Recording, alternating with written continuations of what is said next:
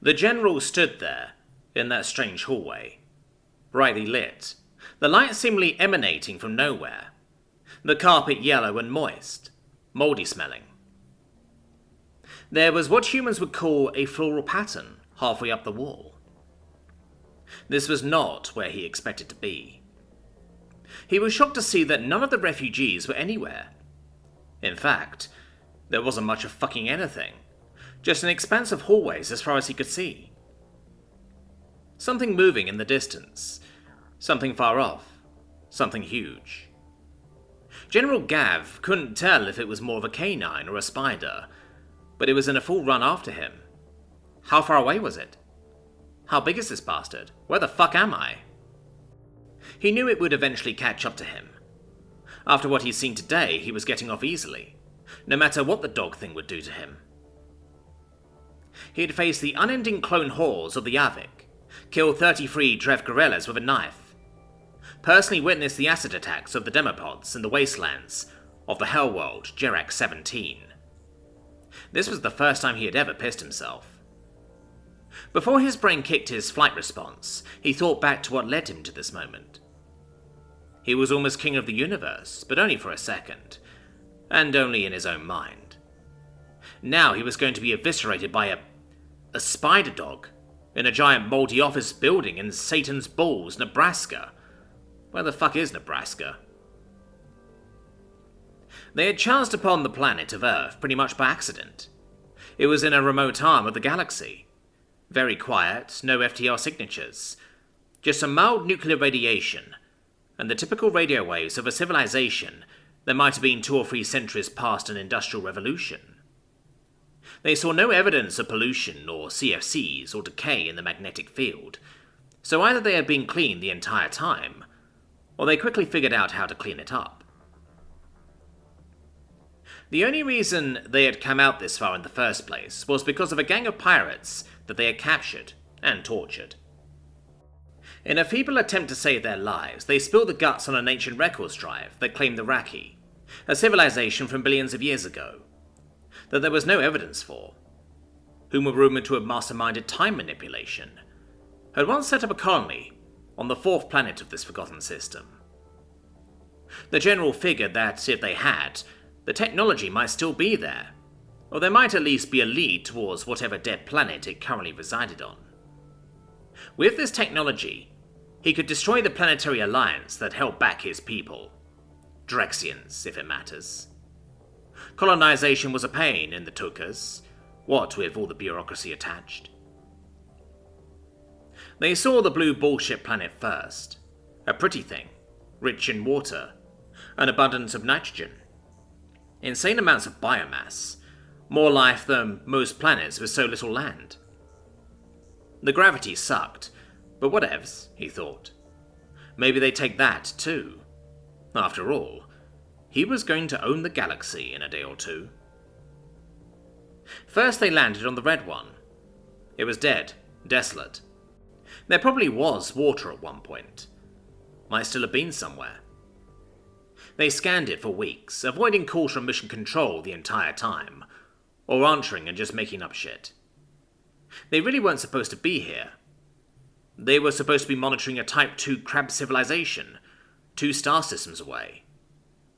They never even went there, didn't even know what it looked like. General Gav prayed to the great mantis that his superiors didn't know either. Hoped they'd buy his cockamamie story long enough for him to find the time core, time drive, temporal stuffs thingy. Nothing. No buildings, no roads. Billions of years would do that. Fuck. Just a half-finished base. Wasn't Raki. Probably the monkeys on the blue planet. Started building it and then yada yada wars and shit. Never went interstellar. Fuck. Now what? Likely a court-martial. No time to dig either. Blue planet though. Maybe they could sell it. Get rid of the inhabitants before the Alliance knew of their existence. Ditch and or eat the bodies. Then acquire the thing, sell it to a hoarder race and haul ass back to Crabworld and fake a month's worth of reports. Wouldn't be too hard. Crab planets were all the same. They were all fucking crab planets.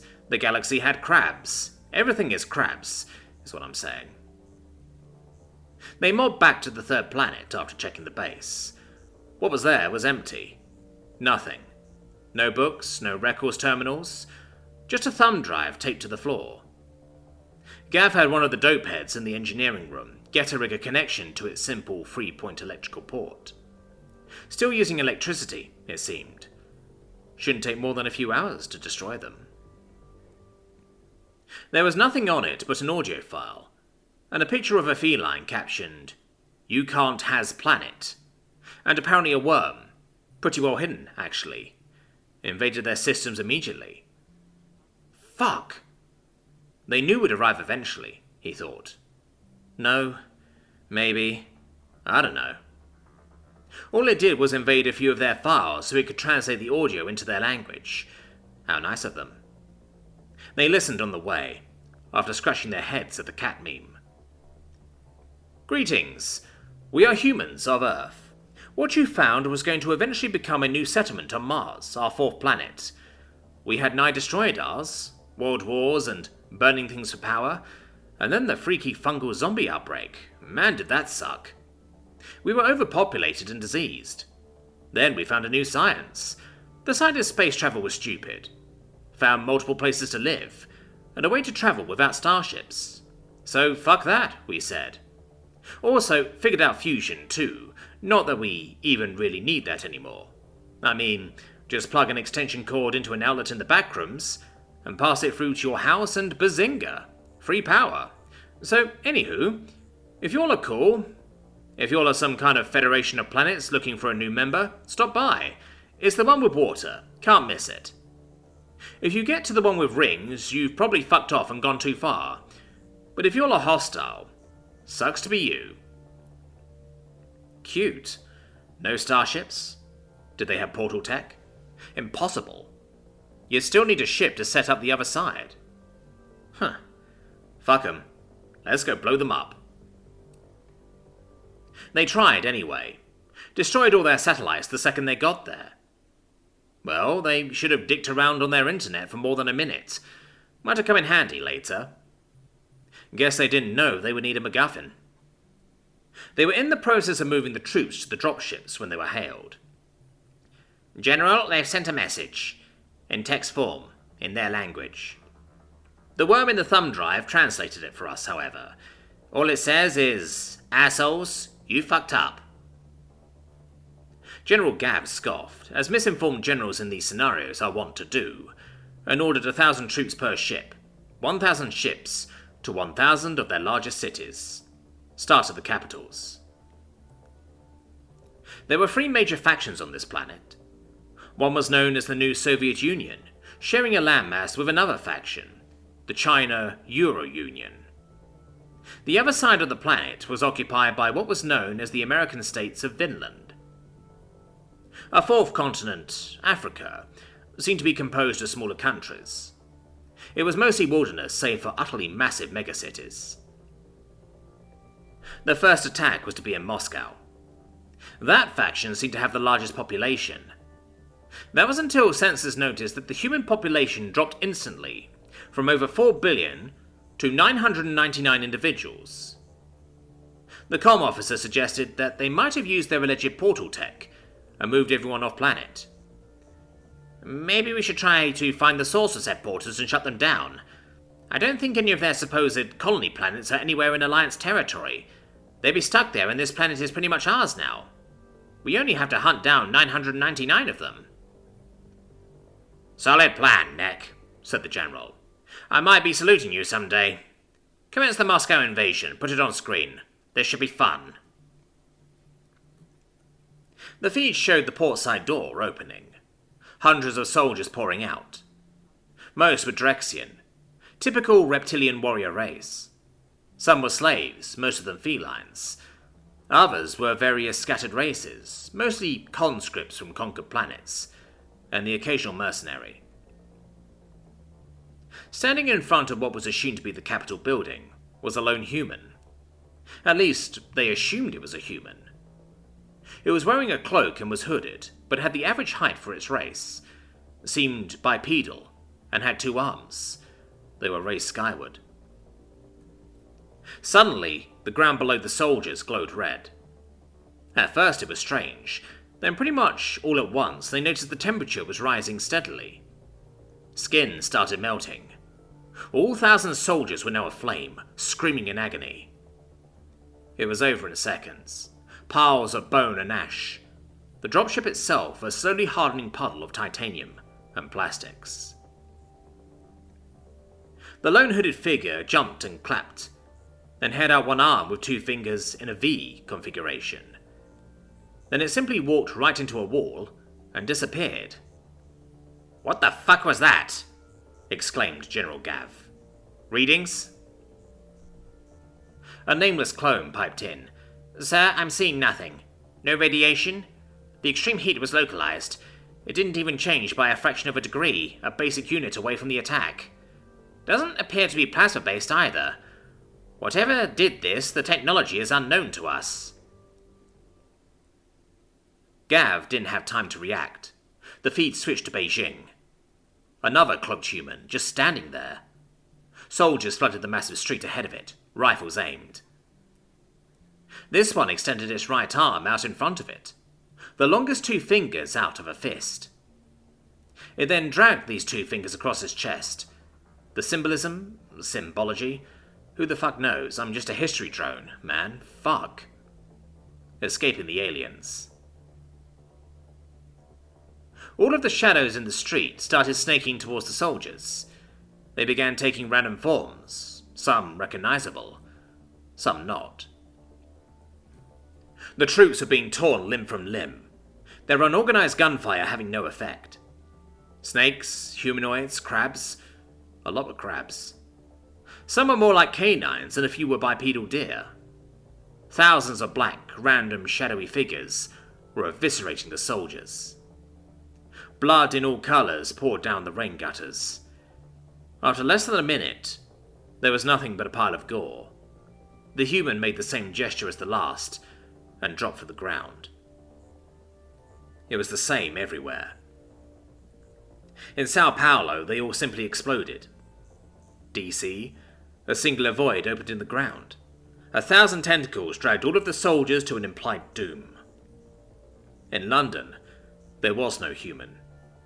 A gigantic flock of black birds descended and tore the troops to bits.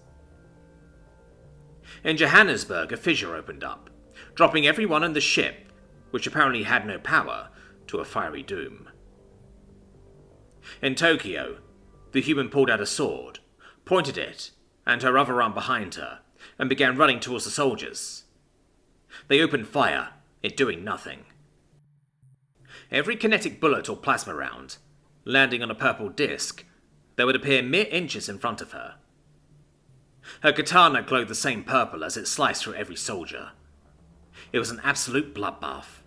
Nothing they tried worked. Melee attacks were equally ineffective. You just couldn't touch her. She then climbed off of the pile of bodies, casually walked to an Evo 7, and drove off. It should be noted that she wasn't a Japanese citizen, rather a weeb living in Tokyo, who somehow ended up with abilities befitting a character in her favourite anime series, something she wasted zero time exploiting. One dropship had a crew privy to the plight of the others. The captain said, "Fuck this," and took off, never unloading his men. The ship was swallowed by a dragon that appeared from nowhere. General Gav stood in awe. Every person he sent to the planet was dead. 10,000 soldiers were killed by 999 humans. He was about to issue orders to get the hell out of Dodge when the red warning lights came on. Apparently the worm in the thumb drive had killed power to the engines. And also something else. "Sir, we are being boarded." Reports from over the ship stated that cloaked figures just walked out of walls and started killing the crew. People were dropping left and right. No retaliatory attacks would connect. It was the same above as below. And then a polite knock at the door to the bridge. "Hey guys, we are coming in, okay? Hope you got your pants on." The purple katana carved a triangle-shaped hole in the door. The human was now unhooded, her face painted white, her eye sockets black, with an upside-down cross on her forehead. She smiled. "You must be the captain! Yay!" pointing at General Gav. She then slaughtered everyone in the room but him. She really seemed to enjoy it, too. He was frozen, could not move, had never faced fear like this. She grabbed him by the hand and then walked through a wall, dragging him with her, appearing in the back rooms. She said, "Peace, bitch!" and ran away. He stood there facing the spider hound and pissed himself. A man in a blue suit walked out from an adjoining hallway and pointed his palm at the creature. It sat down and began panting. "Greetings, asshole," said the man. "I am President Jenkins of Earth. Well, Vinland. I'm the President of the United American States of Vinland, and I'm here on my own accord. I ordered Kamiko to leave you alive. Follow me." They walked in silence for what seemed like hours, until they reached an open room with 2 old green couches, a nondescript door, and a vending machine. "Almond water?" the President offered. "I always forget to bring a Coke or 2 with me. This is pretty much all there is to drink here." General Gav finally spoke up, sitting down opposite the President. "No, I'm fine. Why am I alive? And what is this place?" "Well, Captain, General Gav of the 5th Fleet of—" "Oh, well, hello, Mr. Fancy Pants," said the President. "I just wanted to see our enemy firsthand.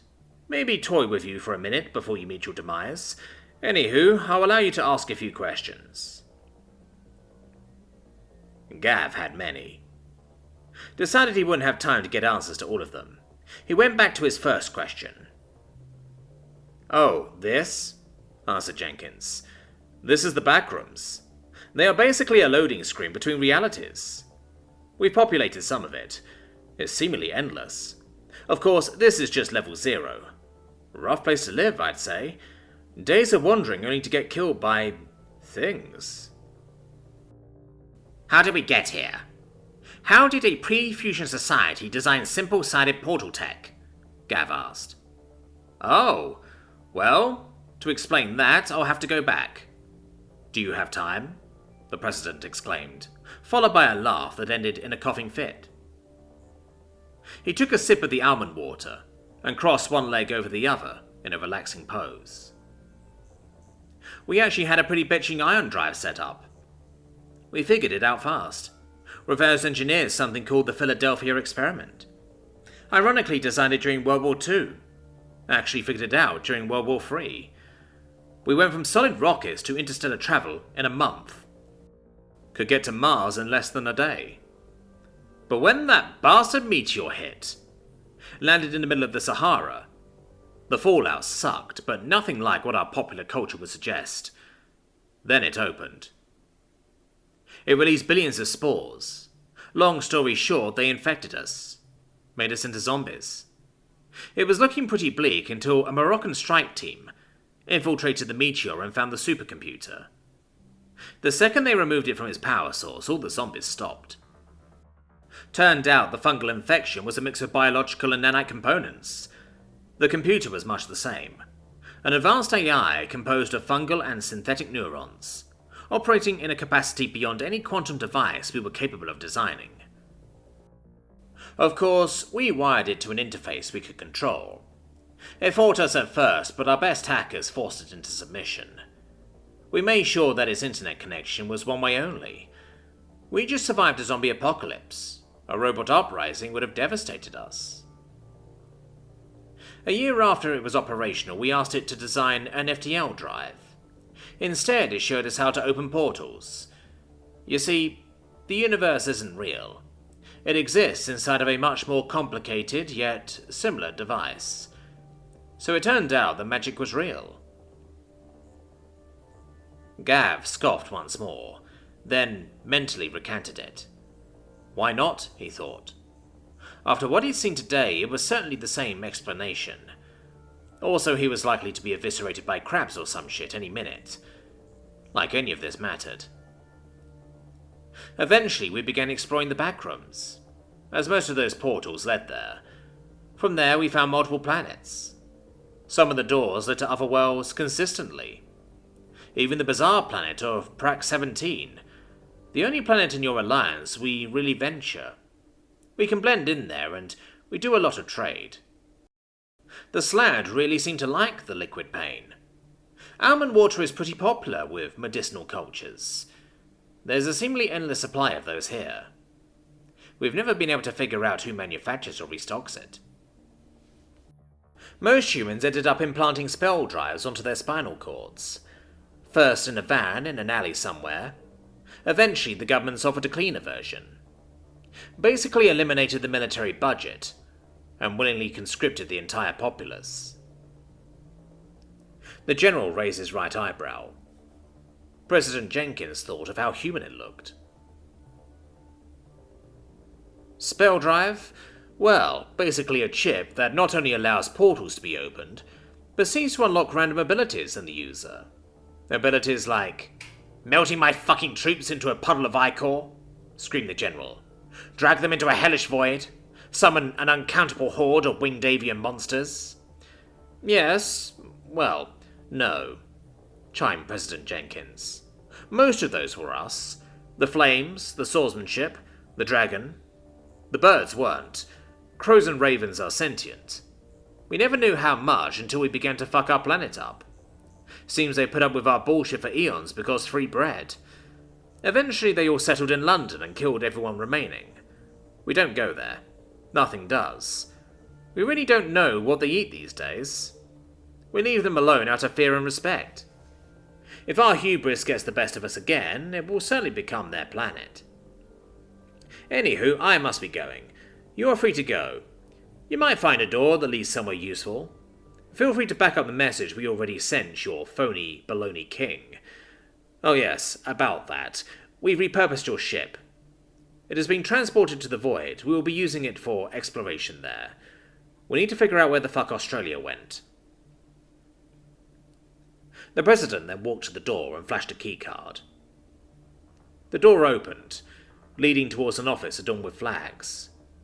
He looked back and exclaimed, "Toodles, cunt," before shutting it.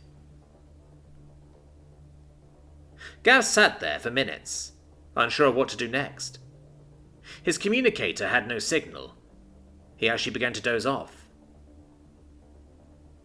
He was thrust back into awakeness by a snarling in the distance.